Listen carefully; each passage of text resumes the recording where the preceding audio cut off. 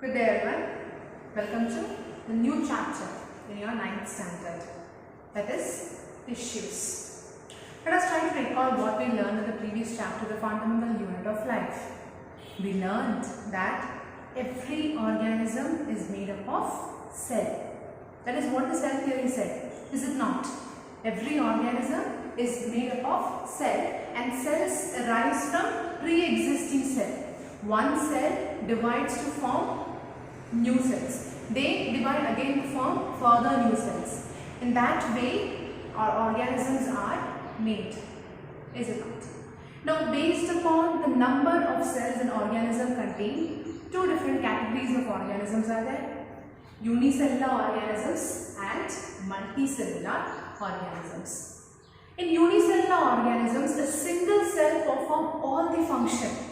It can be capturing of food, digesting of food, exchange of gases, removal of waste materials, transportation of materials from one place to another place, everything. The single cell performs all the functions or all the processes necessary for maintaining the life of that particular single celled organism.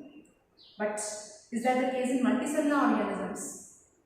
Multicellular organisms are made up of millions of cells, and they have a very peculiar property, which is division of labor.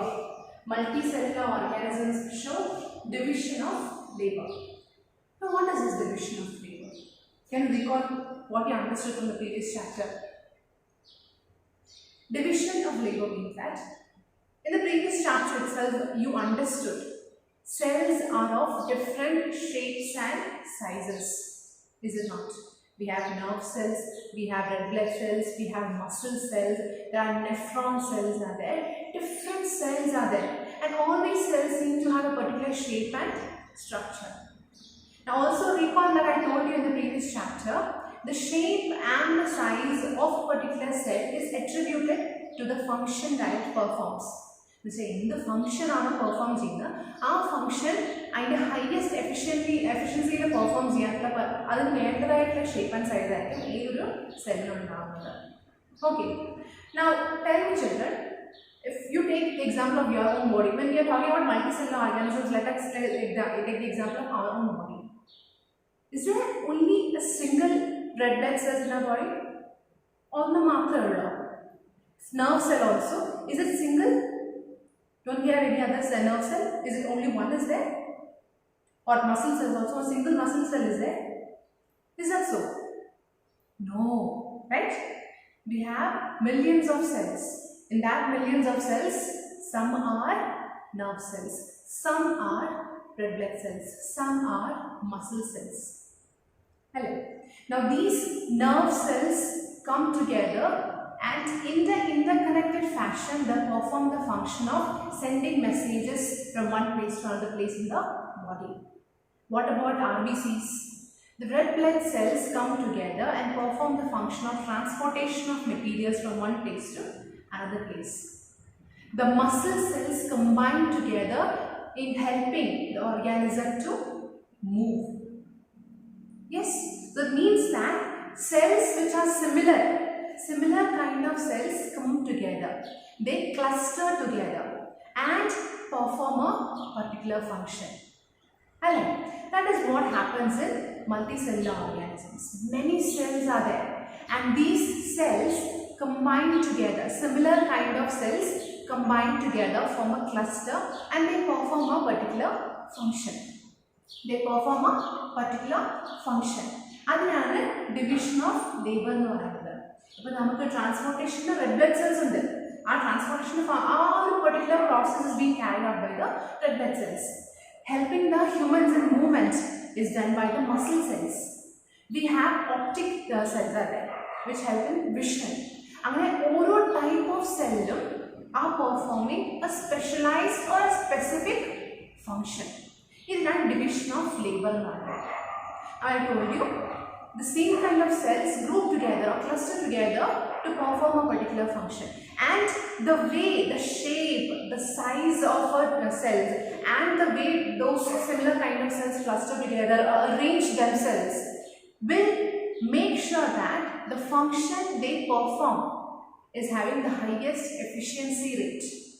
അത്രയ്ക്ക് efficient ആയിരിക്കും അവർ ഒന്നിച്ച് ആ function perform ചെയ്യുമ്പോൾ. ഇങ്ങനെ cells, similar kind of cells combining together to perform a particular function, those group of cells or the cluster of cells is called as tissues. So what is tissues? Tissues are a group of cells with similar structure, which are same kind of cells, and or ഇവിടെ ഒരു ചെറിയ thing you have to keep in mind.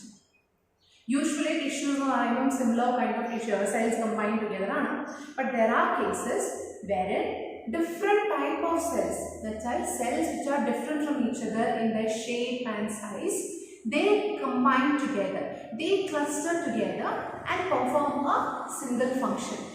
Together they perform one particular function. Appo nammal tissues nu parayumbol you have to keep in your mind that that in tissues, the cells which are combining together, they can either be similar to each other or they can be different from each other, but they combine together and they perform one particular function. Okay, അതാണ് ഇവിടെ and slash or ഉദ്ദേശിക്കുന്നത്. And എന്ന് പറയുമ്പോൾ similar kind, or ഉദ്ദേശിക്കുമ്പോൾ similar അല്ലെങ്കിലും they combine together, perform a specific function. That is the definition for tissues. Okay, അപ്പോൾ നിങ്ങളുടെ ഈ സ്കിന്നൊക്കെ കാണുന്നില്ലേ, സ്കിന്നൊക്കെ ഓരോ ലെയർ ഓഫ് ടിഷ്യൂ ആണ്. മസിൽ സെൽസ് കമ്പൈൻ ചെയ്തിട്ട് ഓരോ ടിഷ്യൂ ആയിട്ട് ഫോം ആവും. ഇനി ഈ tissues in further they may combine together and form the organs. അപ്പോൾ നമ്മൾ ഓവറോൾ നോക്കുമ്പോൾ ഓർഗൻസ് ആണ് ഫംഗ്ഷൻ പെർഫോം ചെയ്യുന്നത്, പക്ഷെ at the basic level it is a cells and cells combine together to form tissues. So in this chapter we are going to learn about different kind of tissues which is present in the most common of the organisms, that is plants and animals. Plants and animals ulla different types of tissues ne pattiyana ee chapter nammal padikkan povunnathu. Okay, so I hope you have understood the definition of tissues. Now immediately a question comes, are the tissues same in plants and animals? പ്ലാന്റിൻ്റെ tissues എടുത്താലും animal tissues എടുത്താലും രണ്ടും same ആണോ? Same അല്ലെങ്കിൽ എന്തുകൊണ്ടാണ് same അല്ലാത്തത്? Is there any particular reason for that? Let's try to find out the answer. When we are trying to understand whether there is any difference between the animal and plant tissues, there are certain points that we need to keep in our minds. Now, if you take plants, plants are stationary. They are not moving, they are rooted to one place. They are rooted to one place. And they are always upright. They have always need to be upright. So it means that whatever cells which is present in a plant are supposed to provide support to the plant in remaining upright. Our reason wonder, almost all the cells, almost majority of the cells in plants are dead cells.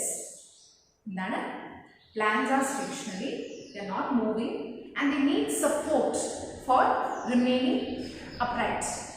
And for this reason, majority of the cells in plants are dead cells. Okay, whereas in case of animals, they are constantly moving.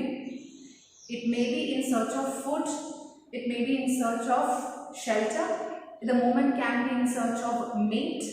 They are constantly moving. They have this ability to move from one place to another place, searching for whatever they require. Yes, and this movement is energy consuming. Energy, the animals require energy for that. If such large amount of energy is to be produced, it would mean that majority of the cells in animals are living cells. Okay, majority of cells in animals are living cells. That is one thing. Now, secondly, plants, they are in that the growth is limited to certain regions. Plants see, there are specific cells which constantly divide. Okay, and this division helps in increasing the number of cells in any organism. Increase in number of cells means growth of the organism. In case of plants, those specific cells which are able to divide, they are located in specific regions. throughout the plant is not present. Instead, they are present in specific regions of the plant. Because of which reason, the growth in plant is restricted to certain regions. ആ regions മാത്രമേ growth ഉണ്ടാവുള്ളൂ. ചിലപ്പോൾ മുകളിലേക്ക് നീളാനായിരിക്കാം, സൈഡിലേക്ക് size increase ആകാനായിരിക്കാം. Only where the particular cells which are capable of dividing are present, this growth will take place. So, in plants, the growth is limited to certain regions. Whereas in case of animals, such demarcation or such differentiation is not seen. There, the growth is uniform. The growth is uniform. Now, the cells which are constantly dividing, which I was talking about in plants, you understand what those cells are, what those tissues are in the coming sections. Okay. Now, lastly, animals' structural organization is much more complex than that is in plants. The type of animal, I earlier told you that animals are constantly moving, and they are, whatever activity that they do is energy consuming. Because of this reason, the organs present inside their body, arrangement of organs or all the tissues are in such a way which produces highest energy, efficient activity. Whereas in case of plants, such high energy requirements are not there. They are stationary, they are rooted. Because of this reason, internally, the structural organization or the internal complexity is more in case of animals than in case of plants. അപ്പോൾ നിങ്ങൾ ഓരോന്ന് പഠിക്കുമ്പോഴും നമ്മൾ ഇനി മുമ്പോട്ട് പഠിക്കാൻ പോകുന്ന കാര്യങ്ങൾ പഠിക്കുക ഓരോന്ന് നോക്കുമ്പോഴും you have to keep in mind these three or these few facts. Okay, now we will be first learning about plant tissues, then we will learn about animal tissues. Alright, separately we will be learning. Let us take about plant tissues. Plant tissues. Now, based upon the ability of cells to divide or not divide, plant tissue has been firstly divided into two types. That is,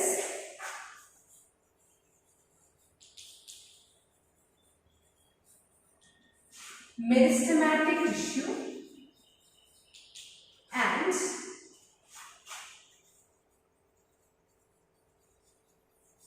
permanent tissue. So, two types of plant tissue based on the power of division. Based on power of division.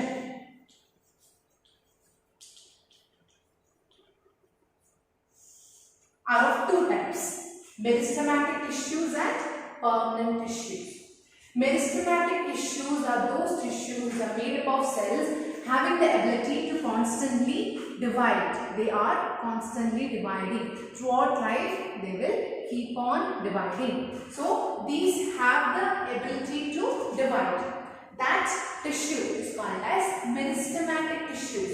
Now, recall that I told you in case of plants, the growth is limited to certain regions only, because the cells which are constantly dividing are present only in those regions. So, where the regions wherever the meristematic tissue are present are called as meristem. And then these are the regions or these are the places, regions, parts in a plant where meristematic tissues are present. Okay. Permanent tissue. These were once meristematic tissue. Permanent tissue എന്ന് പറയുമ്പോൾ തുടക്കത്തിൽ അവർ meristematic tissue divide ആയതിനു ശേഷമാണ് ഇവരുണ്ടായത്. പക്ഷെ slowly what happened is they grew, they took up a particular shape, a particular size and started performing a particular function, and they lost their ability to divide. Permanent tissues have lost their ability to divide and they perform one particular function in the organism. It can be anything to maintain the life of the organism.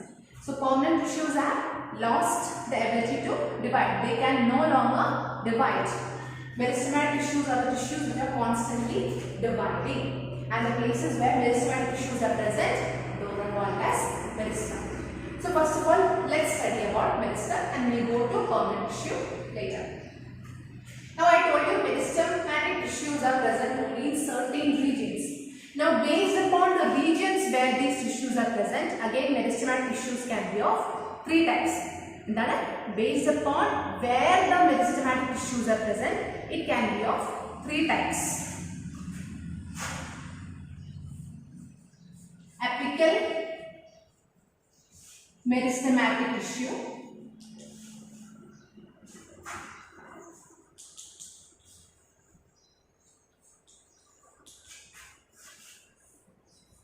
lateral meristematic tissue, and finally intercalary meristematic tissues. So, based upon where the meristematic tissues are present, it is of three types: apical meristematic tissue, lateral meristematic tissue, and intercalary meristematic tissue. First of all, let's see what apical meristematic tissue is. Apical എന്ന് പറഞ്ഞാൽ എന്താണ്? Apex, ഏറ്റവും അറ്റത്തുള്ളത്. It can be the topmost apex or the lowermost apex. ഒരു plant എടുത്തു കഴിഞ്ഞാൽ അതിന്റെ ടോപ്മോസ്റ്റ് point ഏതാ നിങ്ങൾക്ക് മനസ്സിലാക്കാൻ പറ്റുമോ? ഓക്കെ. അതിന്റെ ഏറ്റവും ലോവർമോസ്റ്റ് പോയിന്റ് ഏതാ നിങ്ങൾക്ക് മനസ്സിലാക്കാൻ പറ്റുമോ? Yes. So there are two apex in a plant: shoot apex and root apex. Which are they? It is shoot apex and root apex. Shoot apex and root apex. So apical meristematic tissue are those tissue which is present in the shoot apex and root apex, root in the attack. So here you consider this as a shoot region. Okay, so the apical meristematic tissue will be present here. Apical meristematic tissues will be present there. Adupole thanne, if you take this as a root, consider this as root. So in root shoot apex, apical tissues will be present at the root ends. End line. Appo the presence of apical meristematic tissues will help in the growth of the plant apically. Vechale length kootanayitana apical meristematic tissues inde help. Okay. Next is lateral meristematic tissue. Lateral nu പറഞ്ഞാൽ എന്താ? Lateral sides nu പറഞ്ഞാൽ എന്താ? രണ്ട് side. എൻ്റെ lateral side എന്ന് പറയുമ്പോൾ ഈ സൈഡും ആണ് എൻ്റെ lateral side. So if you take a plant, lateral meristematic tissues are present in the lateral sides of a plant. They are present on the lateral sides. These lateral meristematic tissues will help in the increase of girth of a plant. Girth എന്ന് പറഞ്ഞാൽ thickness അല്ലെങ്കിൽ ഒരു പ്ലാന്റിന്റെ തടി കൂട്ടാനായിട്ടുള്ള meristematic tissues ആണ് lateral meristematic tissues. They increase the girth of a plant. Now finally intercalary meristematic tissue. Intercalary എന്ന് പറയുമ്പോൾ inter, in between something. Now children, you might have observed that whenever you see certain, most of the plant stems, when you observe, you can see certain region as bulged out. As you can see in the image, certain regions are bulged out, and it is from these regions new branches come out, or a new leaf come out, or it can be a new flower. ഈ തടിച്ചു നിൽക്കുന്ന bulge നിൽക്കുന്ന റീജിയൻസിന് മാത്രമാണ് പുതിയ stem ഉണ്ടാവുകയുള്ളൂ. ആ bulge ചെയ്ത് നിൽക്കുന്ന സ്ഥലത്തിന് പറയുന്ന പേരാണ് node. What is it? Just imagine this to be the bulged out region.